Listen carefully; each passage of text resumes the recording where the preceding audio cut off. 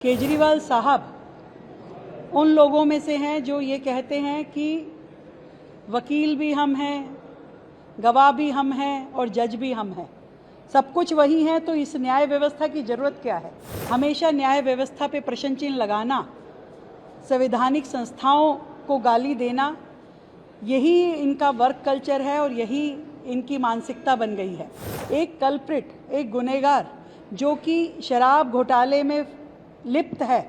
जिसके ऊपर इतनी बड़ी चार्जशीट है, वो व्यक्ति न्याय स्तंभ पर आवाज़ उठा करके कहे कि ये मेरे खिलाफ कुछ निर्णय ले सकते हैं और उसकी उस सोच के साथ में जज बदल दिया जाए, कोर्ट बदल दी जाए। देखिए, मुझे लगता है कि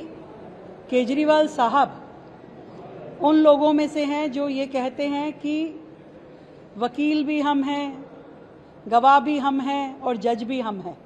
सब कुछ वही है, तो इस न्याय व्यवस्था की ज़रूरत क्या है? हमेशा न्याय व्यवस्था पे प्रश्न चिन्ह लगाना, संवैधानिक संस्थाओं को गाली देना, यही इनका वर्क कल्चर है और यही इनकी मानसिकता बन गई है।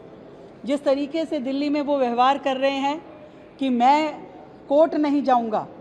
आपने एक न्यायमूर्ति पे जो इल्ज़ाम लगाए, जो सवाल खड़े किए, क्या ये आपको शोभा देता है? एक कल्प्रिट, एक गुनहगार जो कि शराब घोटाले में लिप्त है, जिसके ऊपर इतनी बड़ी चार्जशीट है, वो व्यक्ति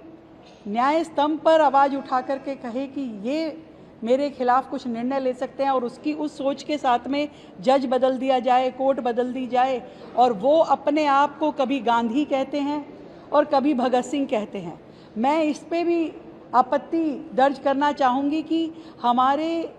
देश की इतनी बड़ी हस्तियाँ, महात्मा गांधी, हमारे सरदार शहीद आज़म भगत सिंह जी, उनसे अपने आप को कंपेयर करते हुए जिस तरीके से ये व्यक्ति अपने आप को उपाधि देते हैं, ये सच में बड़ी शर्मनाक बात है। एक तो जिसे कहें कि एक तो चोर और ऊपर से मचाए शोर, कि शोर मचा करके अपने आप को वो ये दिखाना चाहते हैं कि वो बेगुनाह हैं, तो बेगुनाही के तो सबूत और बेगुनाही की परीक्षा तो अदालतों में देनी पड़ेगी। बाहर बैठ के आप कहें कि मैं सत्याग्रही हो गया हूँ, तो मुझे लगता है कि ये केवल एक घटिया मजाक है, जिस मजाक को ना जनता पसंद करती है और ना ही हमारी न्याय व्यवस्था इसकी परमिशन देती है। जो 7 सांसद भारतीय जनता पार्टी में शामिल हुए हैं, समेत राघव चड्ढा जी, स्वाति मालीवाल जी, मैं उनका स्वागत करती हूँ। और देश हित में, राष्ट्र निर्माण के लिए जितने ईमानदार हाथ जुड़े, जो कि सच में राष्ट्र प्रथम की भावना से जुड़े हों, नेशन फर्स्ट की भावना से जुड़े हैं, उतना बेहतर है। ये बहुत ज़रूरी है कि ऐसे लोग जो देश से ना प्यार रखते, ना सेनाओं का सम्मान रखते और देश की जनता के गुनहगार हैं, उनको पूरी तरीके से अलग थलग किया जाना चाहिए और बाकी सभी लोग देश हित में जुड़ें, आगे बढ़ें, देश को आगे बढ़ाएं।